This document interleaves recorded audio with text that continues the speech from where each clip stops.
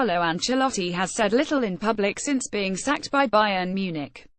He is off on a holiday, a 10-month holiday, initially at least in his wife's native Vancouver.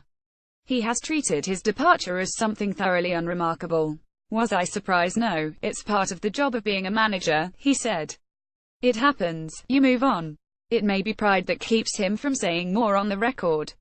Yet if he wasn't surprised, he should have been.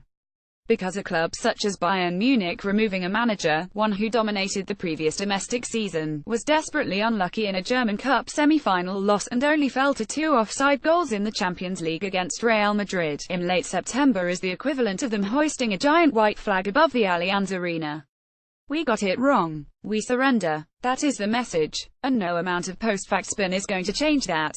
Because if, as has been suggested, problems were rife, you have to wonder how the club could only have noticed 14 months into his tenure. And why they didn't cut the cord in the summer, when the 201,718 campaign could still have been salvaged. "From my perspective, I always thought my relationship with the players was good," Ancelotti said.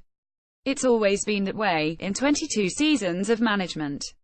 I don't know if some of them were against me, but the bottom line is that I had decisions to make. That's the manager's job. It then becomes a question of whether the players have the intelligence to accept this and whether the club has the strength to support the manager. It is about more than that, of course. Clubs have to do what is best for the club, and sometimes that means not supporting the manager. But the odd thing here is the timing, and who the club, if you buy the narrative peddled in the Bavarian media, chose to support. That is, players such as Arjen Robben and Frank Ribery, guys in the mid-30s with contracts that expire in June. The rest is conjecture, with a range of senior names, from Thomas Müller to Jerome Boateng to Mats Hummels, roped into the mutiny, albeit without ever quite speaking out. Singling them out as a bunch of Fletcher Christians is unfair, but the club are doing little to discourage it.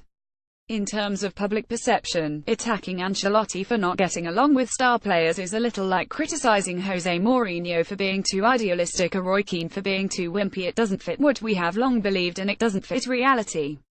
But that's where Bayern have gone with it. And it's ironic that, to replace him, they opted for someone who also comes with the reputation of being a player's coach. Never mind the fact that Jupp Heynckes hasn't worked in more than 4 years, or that many seem to have forgotten the reason he left in the first place. His Bayern side lost the 201,112 Champions League final to a subpar Chelsea side, and they did in front of their home crowd. That is what prompted them to hire Guardiola, and it has always been a delicious irony that Heynckes won a treble in the months after they had told him his methods were old-fashioned, he was too close to the players and he would be leaving to make way for Pep. The working theory now is that Heynckes is the safe pair of hands to guide the club past Celtic on Wednesday night, through the group and knockout stages of the Champions League, presumably with a 6th successive Bundesliga title thrown in for good measure. Whereupon, next summer, they will turn to the next young German savant, most likely Hoffenheim's Julian Nagelsmann or possibly Thomas Tuchel, the former Dortmund boss. It does feel as if the tandem at the top, Uli Hoeneß and Karl-Heinz Rummenigge, view this season as a final chance to squeeze as much as possible out of their golden generation. Robben and Ribery, 34 and 35 next summer, will be given one last run under Heynckes before being cut loose. The pair will figure out whether Boateng can actually stay fit and be the player he was before 2014. Robert Lewandowski, 30 in the summer and perpetually linked with moves elsewhere, will get another crack at the big prize. Arturo Vidal will go on the market.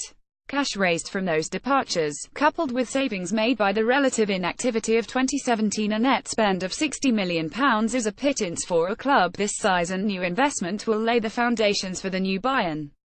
And 201,718 will be nothing more than a transition season and the clearing of the decks. That's the creative destruction theory.